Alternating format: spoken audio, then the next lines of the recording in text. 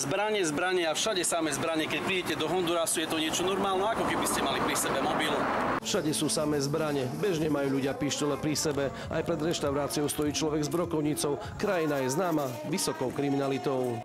Na dedinách to až tak necítiť, ale v mestách po zotmení nie je bezpečné vychádzať pre nikoho. Kvôli pár korunám vás okamžite zabijú. Každý deň sú noviny plné záberov dostrielaných ľudí, ale aj detí a žien. Podľa štatistík je Honduras krajinou s najväčším počtom vražd na svete. Na 100 000 ľudí pripadá v Hondurase až 82 vražd. Druhou krajinou je susedný Salvador s oveľa nižším počtom 62 vražd. Povedali by ste si, že v Afrike zmietané konfliktami je to najnebezpečnejšie, ale krajina s najväčším počtom vražd v Afrike je Kongo, len so 43 vraždami. Pre porovnanie v USA je to 13 vražd, v Európe 8 a na Slovensku sme bezpečným rajom s iba 1,5 vraždou na 100 000 obyvateľov. Je to tu niekedy nebezpečné, aj nášho predstaveného už nenašli.